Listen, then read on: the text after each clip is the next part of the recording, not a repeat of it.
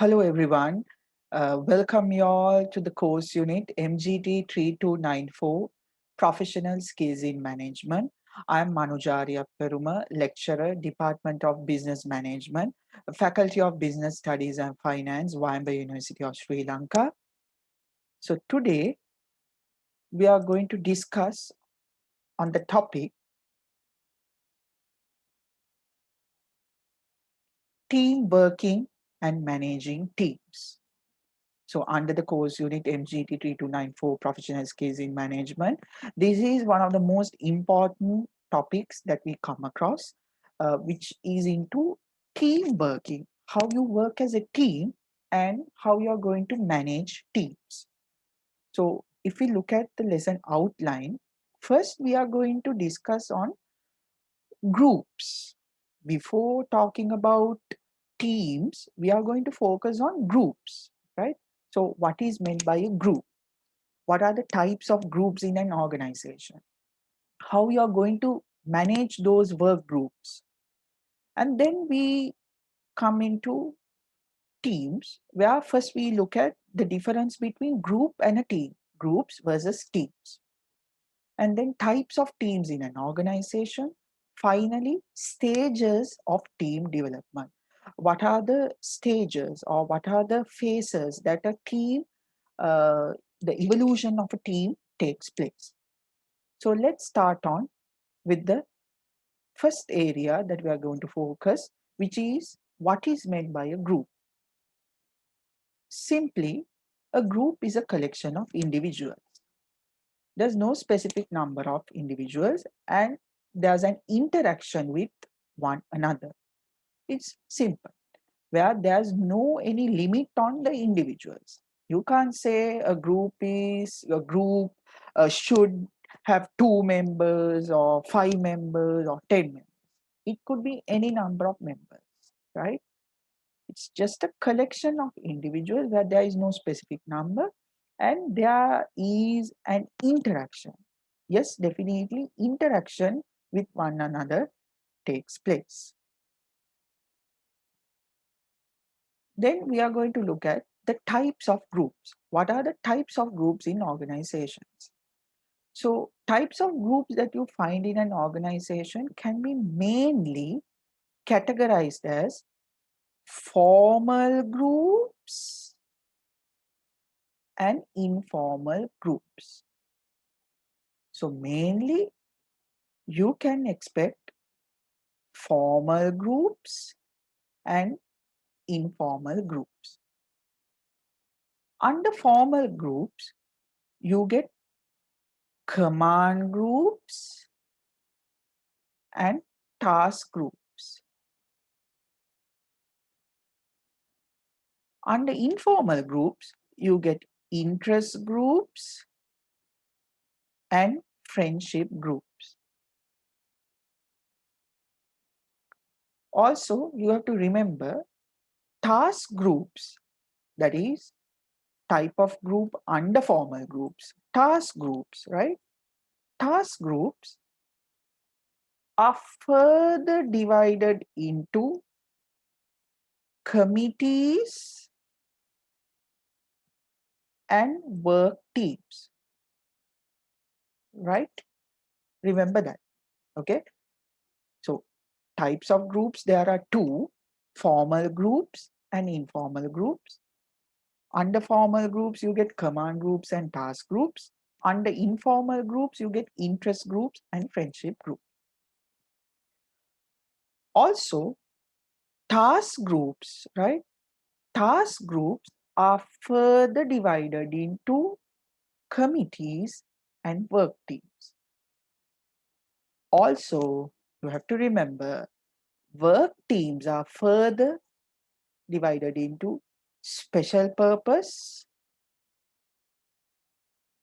and self-manage, right?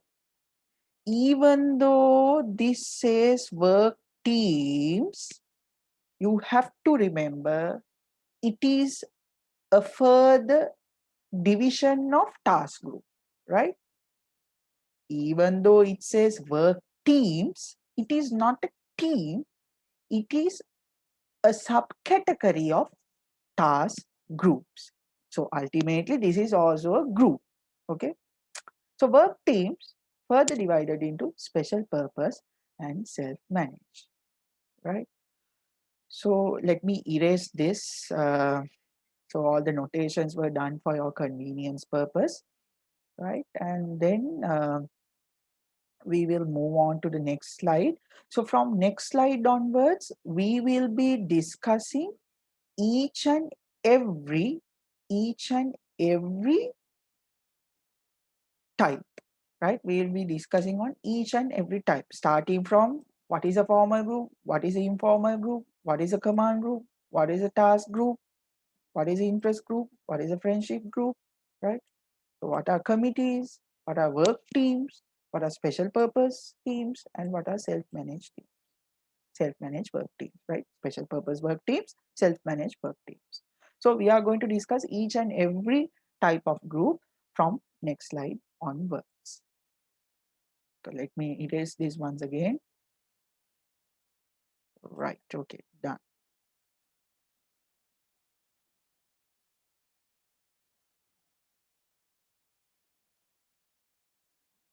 Formal groups. So formal groups are groups which exist in an organization by virtue of management decree. Remember, management decree is referred to as management order. Based on the orders given by the management, these groups are formed and they perform tasks that enhance the attainment of organizational goals, right? Formal groups perform tasks which enhance, strengthens, encourages the attainment of organizational objectives. So you have to simply remember formal groups are formed based on the management orders, and also they will enhance achievement of organizational objectives. So as you all can see, production manager is there. Under production manager, you get two supervisors, supervisor A and supervisor B. And under supervisor A, you get machine operators 1, 2, 3, 4. And under supervisor B, you get machine operator 5, 6, 7, and 8, right? So there is a formality, right? There is a formality. Under production manager, you get two supervisors, and under each of the supervisors, you get 4 machine operators. So this is kind of a formation which is very formal based on the orders of the management, whereby the focus is on achieving organizational objectives. Clear? Right. So let me erase these notations.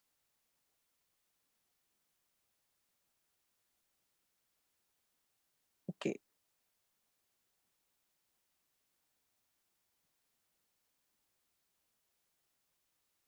So under formal groups, if you all can remember, if you all can go back to this hierarchy, right? Now, we have already discussed on formal groups, what are formal groups, and then we are going to start on command groups, right? We are going to look at what are command groups, right? So command groups, we have to move to that slide, command groups. So command group is a formal group that is outlining the chain of command on an organizational chart, right? A command group is something which is outlined, something that you can see, right? Something you can see, right? Something that you can see, right? Uh, in the chain of command on an organizational chart. So chain of command is referred to as the manner in which the orders are flowing, right? So basically the organizational hierarchy from top to bottom, from top to bottom, right? How the orders are coming in a series of in a series of levels of the organization. So simply, command groups are formed, right, based on the organizational hierarchy, based on the commands or the orders coming from top to bottom, right? Next, under formal groups, you get task group, right? So task group is a formal group of organization members who interact with one another to accomplish most of organizations non-routine tasks, right? Non-routine tasks. So basically routine is what? Routine is day to day, right? Something which is happening on a daily basis, day to day. So task group is a formal group, right, which is formed to achieve a non-routine task, a task which is not happening always. Okay, clear, right? So if we are to move to the next slide, right, let me first erase these notation,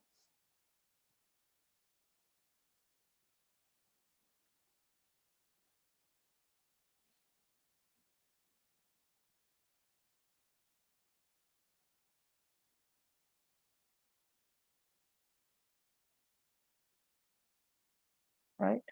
So as if you all can recall, right, we initially mentioned, right, identify task groups are further divided into committees and work teams. So now up to now we have discussed on formal groups, command groups and task groups, right? So subdivisions of task groups, that is task groups are further divided into committees and work teams. So now we are going to discuss on committees and work teams, right? Committees and work teams we are going to discuss, right? Okay.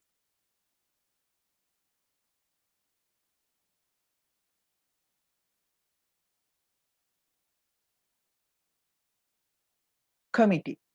Committee is a group of individuals charged with performing some type of specific activity. Specific activity, right?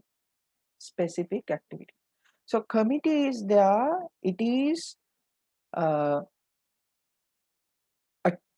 subdivision of the task group that we know, right? Under formal groups, under task groups, subdivision of task group.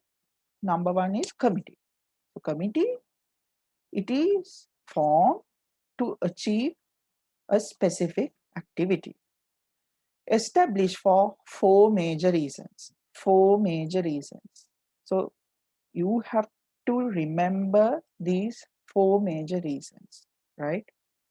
What are these four major reasons of forming a committee? To allow organization members to exchange ideas. Exchange ideas. To exchange ideas. Next one, to generate suggestions and recommendations. To generate suggestions and recommendations that can be offered to other organizational units. Next one is to develop new ideas for solving existing organizational problems. To develop new ideas, for solving existing organizational problems. To develop new ideas for solving existing organizational problems. And finally, to assist in the development of organizational policies. To assist in the development of organizational policies. Hope it's clear.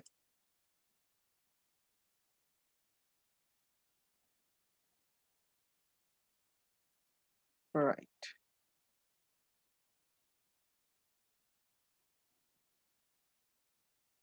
Next is work teams.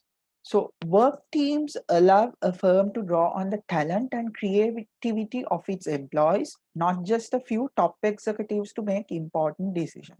So here what you have to remember is work teams are there, right? It allows firms to identify the talent and the creativity of its employees, right? Based on the talent and creativity of the employees, the work teams are formed, right? And also it emphasizes that work teams, they make important decisions. They make important decisions which are not just a few top executives to make, right? So work teams also make important decisions because very talented and creative set of employees are attracted in formation of these particular type of task group. So work team, like committees, are under task groups, right?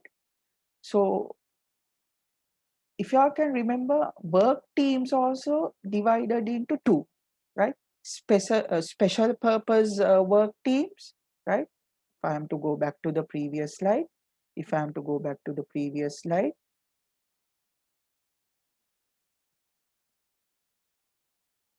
that we found earlier. So the work teams, there you get special purpose and self-managed, right? So if we go back to the slide that we were discussing, so the special purpose work teams, right? Special purpose work teams, here the employees or the people, they meet uh, together to collaborate on operational decisions at all levels, right? At all levels, right? In an organization, you have three levels mainly, right? Top, middle, and the lower, right? So operational decisions are generally taken at the lower level. But even at three levels of the management, right, decisions can be uh, for smooth functioning of the organization, right? So those kinds of, right, functional decision making, you can call it as operational decisions, right? Which will be common to all levels of the organization. So special purpose work team is there to help in those operational decision making at all the levels of the organization. It could be for strategic level functional decision making, or middle level functional organization functional decision making, or lower level organizational functional decisions, the operational decisions, right? So they are to help on those kinds of decision making. So mainly that is in the second point, you can see those operational decisions mainly focus on encouraging the quality and the productivity improvements. So as you can see, anyway, even though it says operational decisions at all levels, generally operational decisions are taking place at the lower level of the organization. And also special purpose work team is there to help in those operational decision making. Thereby it focuses on enhancing the quality and productivity improvements of the organization.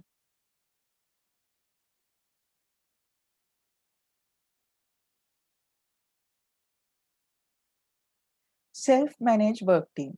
Here you have to remember, self-managed work teams are where the employees who get together and form these groups, they themselves, by themselves, they manage their work, right? So that is what it says in the first point. Self-managed work teams give employees so much control over their jobs. So the employees who are part of these self-managed work teams, right, they have the freedom, they have the discretion, they have the control over their jobs. There's no one to come and control these self-managed work teams. They manage by themselves, right? And they work together to produce an entire product. So this entire product itself is a unique product, right? Something which is not there earlier, right? And also these teams even take over managerial duties. So they are capable enough to manage their work by themselves, so that they are capable enough to take over managerial duties. So basically managerial duties, you can say, um, decision making, implementation of the plans and all that. So self-managed teams are, they are capable enough to handle those aspects also. So with this, we are done with the formal set of groups in an organization. Next, we are going to look at the informal group. Here, you have to remember, it is a collection of individuals whose common work experiences result in the development of a system of interpersonal relations that extend beyond those established by the management. So simply, what does this mean is that informal groups, right? Here, the individuals, they get together based on their own experience, right? Based on their own experience, where there is certain commonality, right? The experience that I have, the experience that you have, if there is a common experience that two of us having, is there some kind of a commonality between the two experiences that we possess, then those like-minded common work experience people, they get together and form these informal groups, right? So they are mostly based on the interpersonal relationships, right? And also the final point here, the point that I have underlined, these informal groups, they go beyond the standard set of establishment by the management. So formal groups are groups which are formed, right, with a certain level of formality or order given by the management of the organization.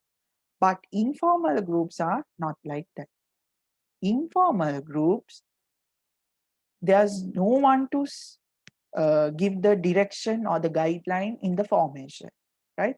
The individuals themselves, they talk with each other, interact and form these groups based on their common work experience.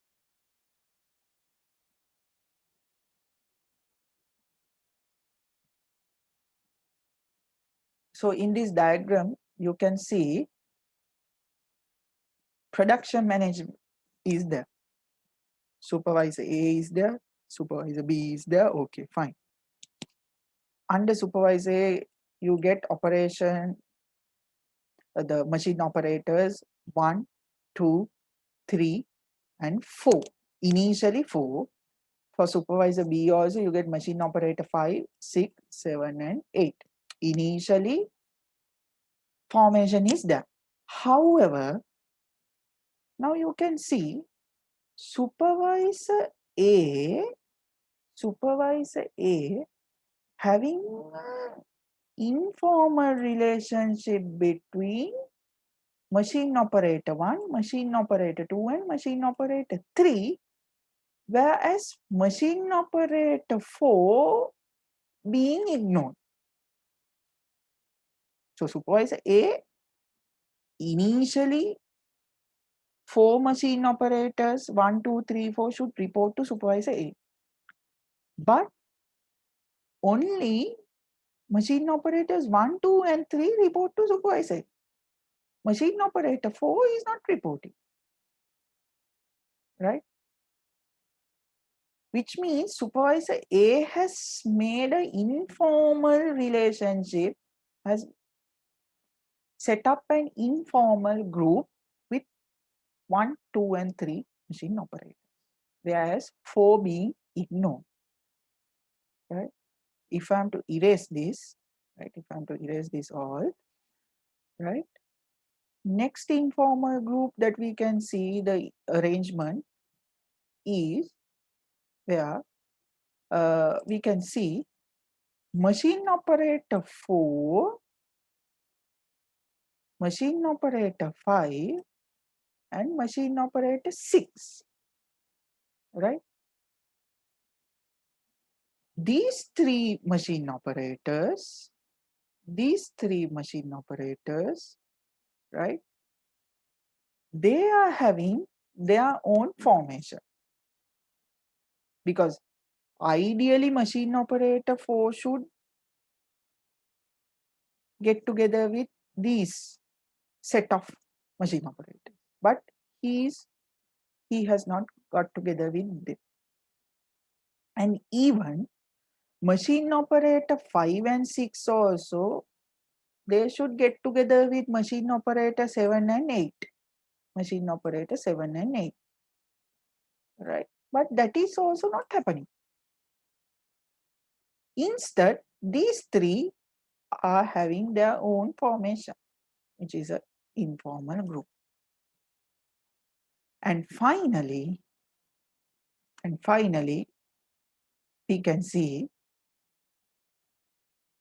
production manager, supervisor A, supervisor B, and machine operator 7 and machine operator 8.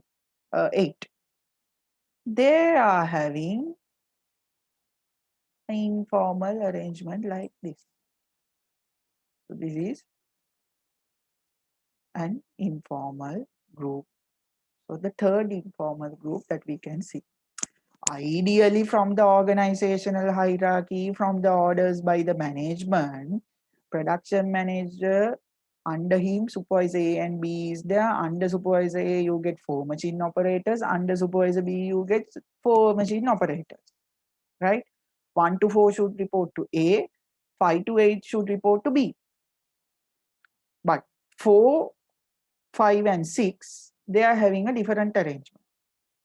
1, 2, 3 having another separate arrangement with supervisor A.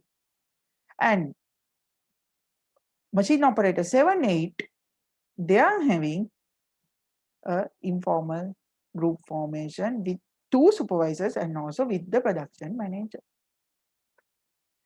So these are the 3 informal groups that are indicated from this diagram. So in organizations, you get thousands and thousands of informal group formation, right? Okay. So under informal groups, there are 2 types, right? At the very beginning, we identified. So interest groups and friendship groups, right? Interest groups are based on the common concern, that is based on the interest of the members, right? With a certain interest, right? If you say, for example, uh, there are few individuals who are interested of uh, football, right? And among football, there can be certain individuals who support a particular football club, right? For example, Manchester United, Chelsea, right? And it could be Barcelona, or whatever. So based on the interest that they have been formed, right? So that is why you get all these fan clubs and all the even if you go to Facebook also they have different kind of arrangements, right? So those are based on the interest of each of the members, right? Interest group. And next we identify the friendship groups. Here, based on the personal affiliation, friendship, right? For example, among y'all, right, there are friends, right? Your roommates or school friends or likewise. So depending on that, the formation is there. So in an organization also, based on the friendship that you build up, there can be informal groups on the basis of friendship. So those are friendship.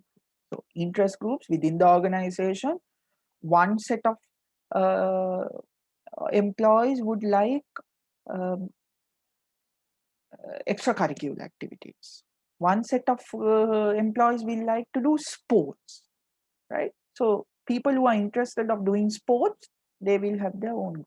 People who are interested of doing social welfare, they will involved in all the CSR activities, the social welfare activities of towards the membership, right? So that is how the interest group and the friendship group, uh, the definitions are how we are going to identify those two groups. Right.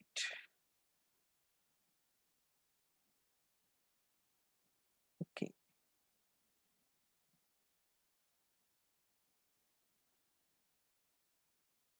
Since we are done with the groups, right? Now we need to focus on how we are going to manage those groups, right? So basically the work groups, right? How we are going to manage those work groups? How we are going to those?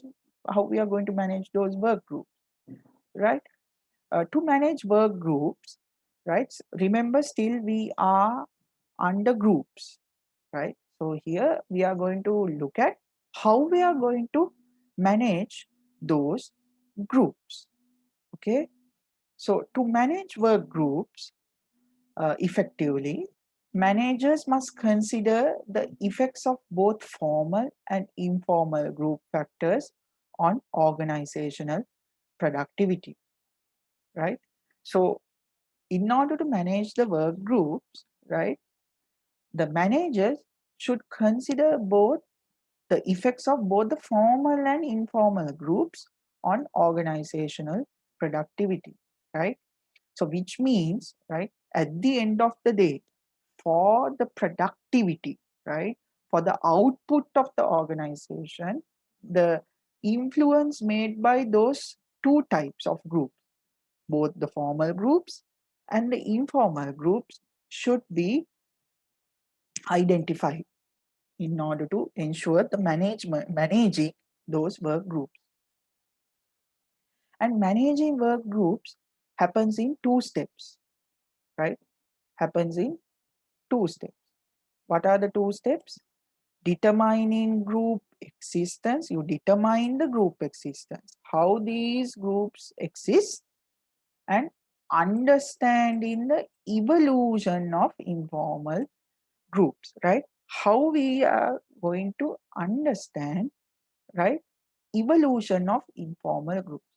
Because remember, formal groups, the problem of the possibility of uh, doubtful outcome can be managed because there's certain formality. But informal groups, it's a bit difficult.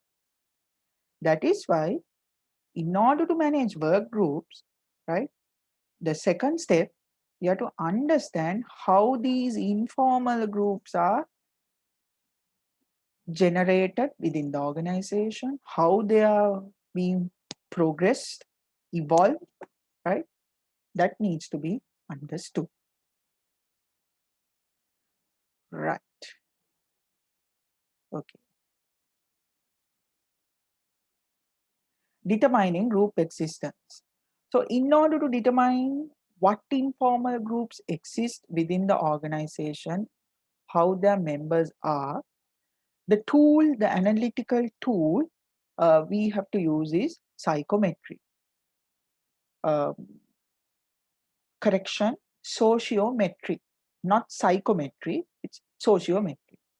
So, in sociometry, you will get to understand what are the informal relationships happening within the organization, and then you will draw those relationships.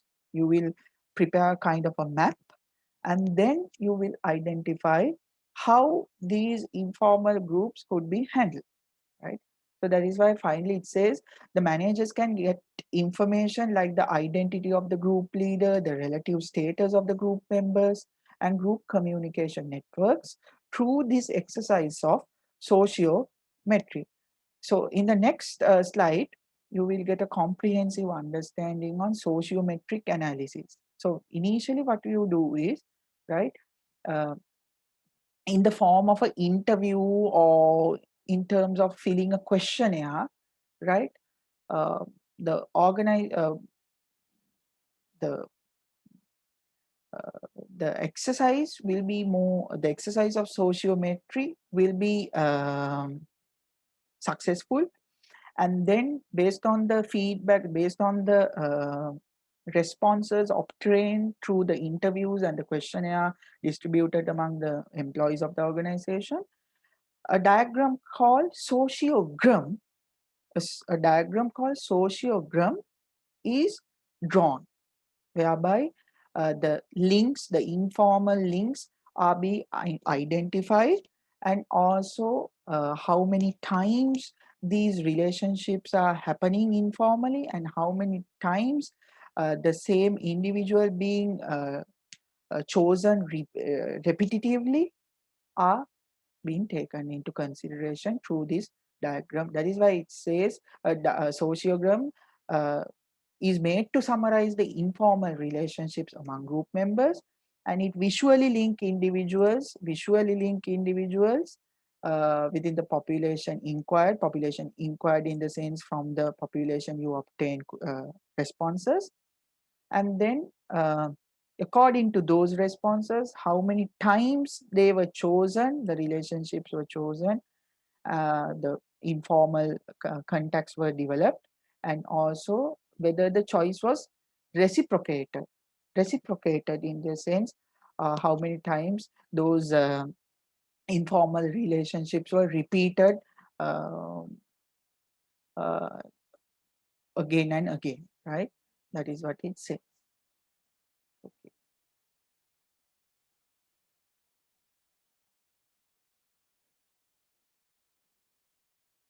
Understanding the evolution of informal groups, right? So we identified two steps, right? Determining the group existence. The second one is understanding the evolution of informal groups. So those are the two steps of which we are going to manage the groups, right? The work groups, right? How we are going to manage work groups in two steps. Number one, determining the group existence, how this has been existed through a sociometric analysis, and also understanding the evolution, how these have been developed, right? So this understanding will give managers some insights on how to encourage development of suitable informal groups, right? Suitable. Remember, informal groups, right? The way that these informal groups are developed or evolve, if they are evolved for a positive or a better purpose of the organization, for the uh, development of the organization, then no problem. But the fact, but the uh, problem is, if these informal groups are developed for some other purpose, not for the development of the organization, not for the benefit of the organization, but for something else, then it will be a problem. So that is why you need to understand the evolution of informal groups, right? Suitable, right? Understanding the evolution of informal groups, it will make you to identify suitable informal groups that will encourage for the development of suitable informal groups. And also these suitable informal groups will support the attainment of organizational objectives, and also maintain good relationship with formal work groups, right? So a suitable informal group will support achieving organizational objectives, and also maintain good relationship with formal work groups, right? Formal work groups. Okay.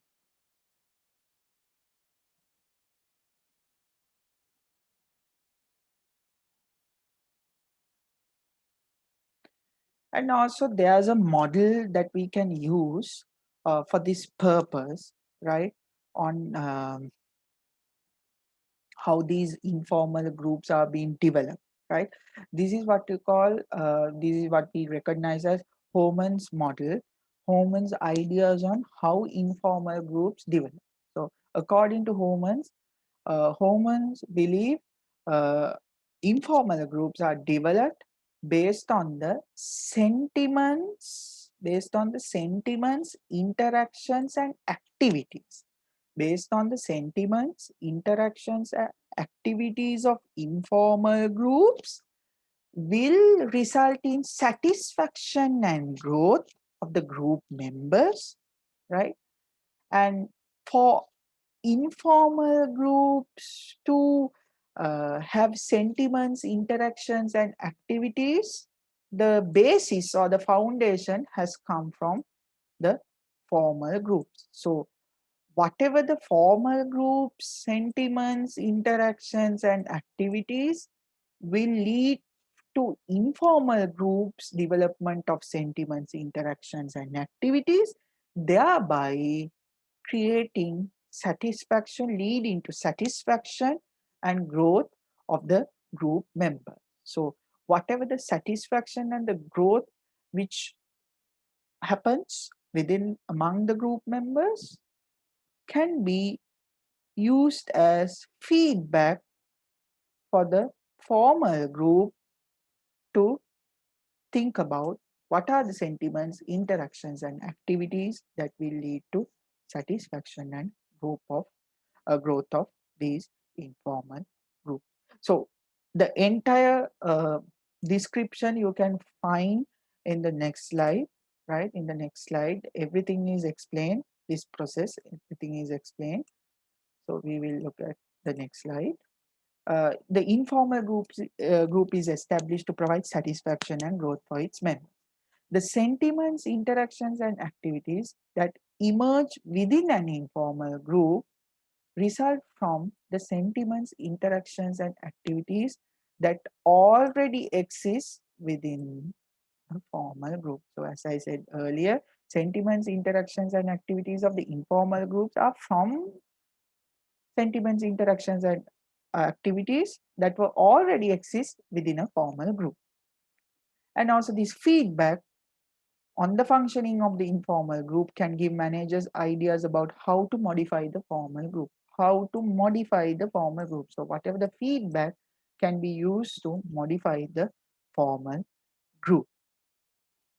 So, ultimate idea being satisfaction and growth of its members.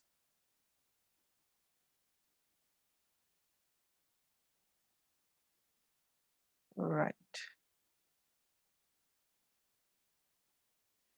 So then again, it continues, thereby to increase the probability that informal group members will achieve the satisfaction and growth they desire. So whatever the satisfaction and growth that they desire, the possibility of achieving, the probability of achieving is increased through this process of Homan's model of uh, how ideas on informal groups are being developed. And the ultimate consequence. So finally, it will reinforce or strengthen, the solidarity. Solidarity is unity, right? Because of all these understanding all these consequences, the group consequence, ensuring the satisfaction and growth of the group members, it will reinforce or strengthen, the solidarity. Solidarity is unity and productiveness to what extent the success of the formal group is ensured, right? So the unity and the success of the formal group is being strengthened by understanding all the sentiments, activities, the interactions of the informal groups that will lead in satisfaction and growth of the uh, members who are part of this informal group.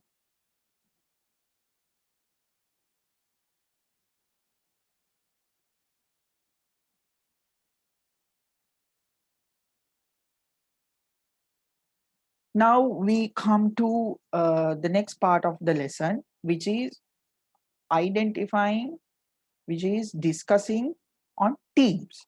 So now we have uh, already discussed on groups, right? Up to now we have discussed on groups.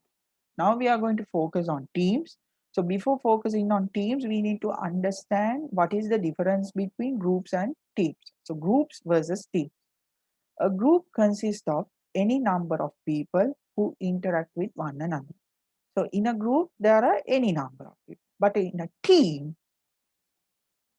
whose members influence one another towards accomplishment of organizational objectives. In a team, right? In a team, there's a specific number of individuals. So if you take Sri Lanka cricket team, there are 11 members in the team, right? If you take rugby, 15 members, football, 11 members, likewise, right? There are specific number of individuals. So unlike a group, team has specific number of individuals. Group has any number of individuals. And also they influence within a team, they influence each other, right? Influence one another in order to achieve organizational objectives. In order to achieve organizational objectives, team members, they interact one another. And teams usually share a common goal. So teams have a common goal. They enjoy working together. And they are committed to achieving certain goals. So they are committed to achieving certain goals. And also you have to remember this point.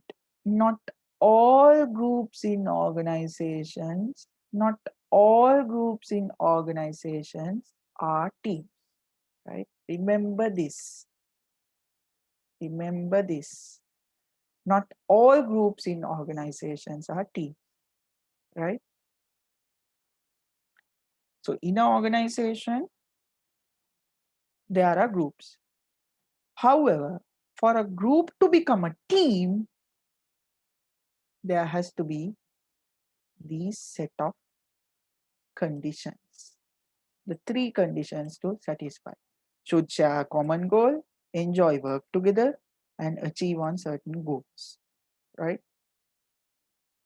Ultimately, there has to be a goal for it to become a team, right? Remember that. So if you say it's a cricket team, their ultimate goal is to win the cricket World Cup, right? If you are athlete, your ultimate goal is to become Olympic medalist, right? It doesn't mean gold medal always. At least to get a bronze medal, right? You are an Olympic medalist, right? That will be the ultimate goal of a athlete, right? So for a team, there has to be a goal, right? Types of teams in organizations. Remember, mainly you get three types of teams, right? What are these three types? Problem solving team, self managed team, and cross functional team. Problem solving team, self managed team, and cross functional team. So we will look at each uh, form of team, right? Problem solving team. So as the name itself says, problem solving teams are there to eliminate a specified problem, right? To eliminate a specified problem. Self-managed team, self-managed work groups, self-directed team. So this particular form of team is there to plan, organize, influence, and control its own work situation with only minimal intervention and direction, with minimal intervention and direction from the management, right? So Can you remember we discussed under task group, committees and work teams? Under work teams, you found, right, uh, self-managed teams, right? And then, so in terms of the self-managed teams, here also the same, right? That is why, remember, at that point, right, uh, we discuss specific and self-managed under uh, work teams, right? Under task group, the work team. Here also the teams self-manage. We can get the same definition here also. A self-managed team is where, right, own work situation with minimal intervention and direction from the manager. So the team itself is capable of, right, managing their work, right? So minimum intervention from the management will be involved.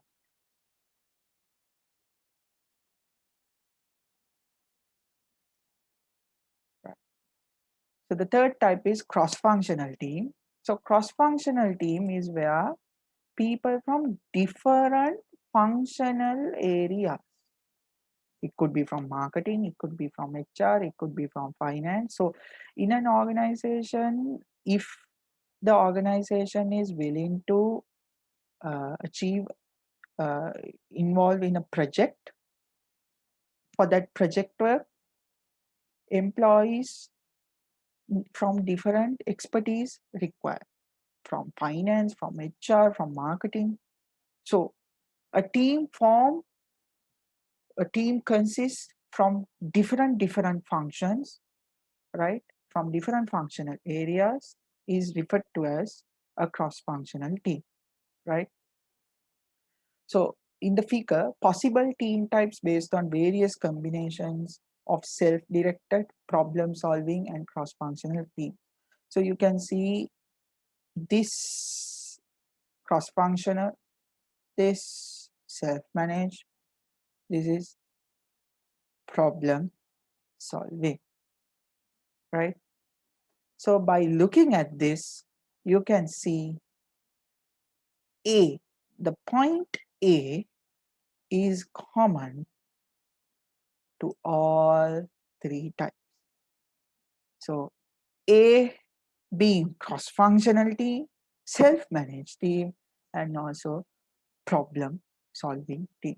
So which means team A is having people from different functional areas, and team A is capable of managing their work by themselves, and they are involved in solving problems. So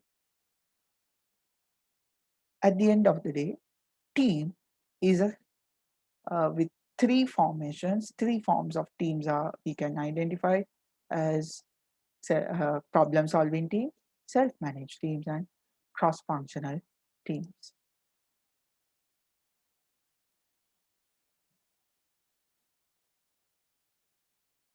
Finally, we come to stages of team development. What are the different phases of team development? How team development process takes place, right? According to Dr. Bruce Tuckman, right? Dr. Bruce Tuckman has identified five stages of five stages of team development, and this is known as the team development model, right? Team development model. So according to team development model, you get five stages such as forming, storming, norming, performing, and finally adjourning, right? And initially, before the team formation, independence was there. But little by little, this independence convert into dependence, where you depend on each other, and interdependence. You depend and it interdepends, right? And to the latter part, again, it comes back to the independence with the uh, disbanding of the team, right? So we will discuss each and every stage in the upcoming slides, right? Okay.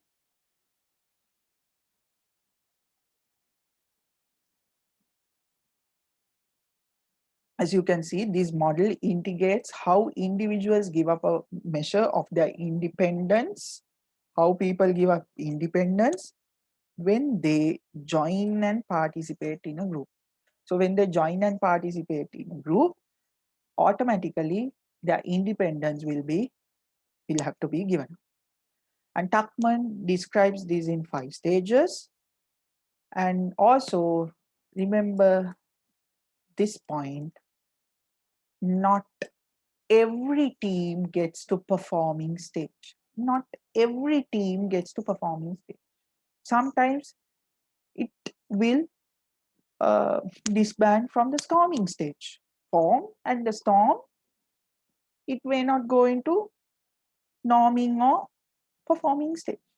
It may happen, right? That point you need to remember. Not every team gets to performing stage, uh, result in my rate is different outcomes or various different diverse outcomes. That is what my rate is diverse, right? Okay, so let's go on to the next slide. So let me erase this.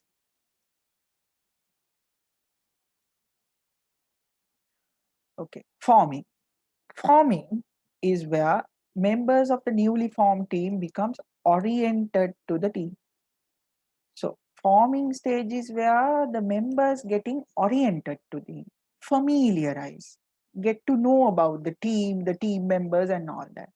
So exploring the issues, look at what are the issues and what are expected from them. Expectations are being identified, right? What are the expectations of the members, and what kind of authority or decision making, the right to make decisions are given, and what kind of people are there, and also what skills that team members have. Those are being identified during the forming stage of the uh, team development. Next, you get the storming stage. Storming is where conflicts and disagreements. In storming stage, you get conflicts and disagreements.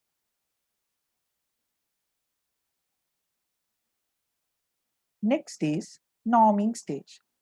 Norming stage is where a team members comes to an agreement, a kind of a agreement. And also norms and the values are being developed during the norming stage.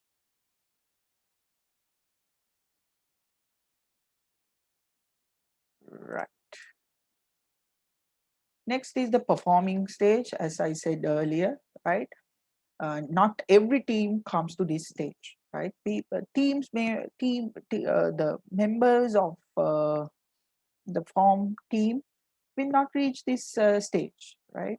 Due to all the disagreements and being unable to come to an agreement, right? Because of that, teams may not come to this, not every team come to this stage, performance stage. The team fully focuses on solving organizational problems and meeting assigned duties. In performing stage, right? Team focuses on solving organizational problems and meeting assigned challenges, right? Here you tend to achieve the challenges, right? The objectives. And here the team becomes productive. It is very fully functional, right? And also, productive team behavior must be strengthened, encouraged to enhance the probability that it will continue. This momentum will need to be continued for future as well, continue in the future. So this needs to be maintained.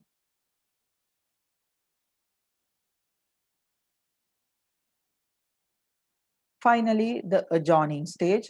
Adjourning is where team has finally accomplish its objectives, finishing its job, and preparing to disband.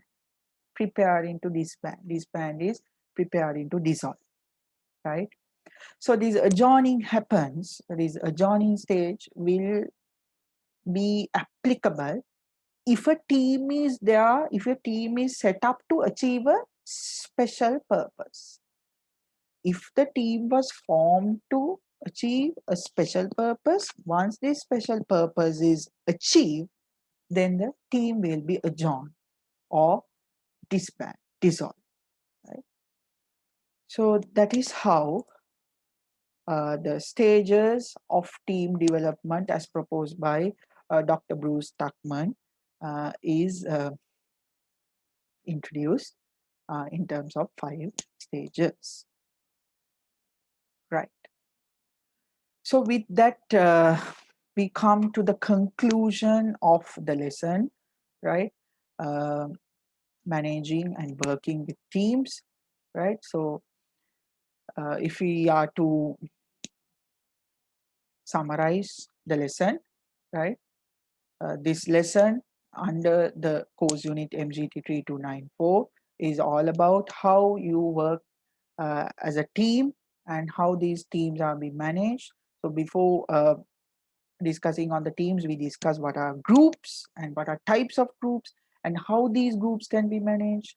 And also we identify the difference between groups and teams and types of teams in organizations, and finally the stages of team development. So with that, we conclude this lesson. And if you have any doubts, if you have any uh, questions, please make sure to raise those questions tomorrow. Tomorrow at the lecture, you will be given the chance to clarify your doubts on this lesson, right?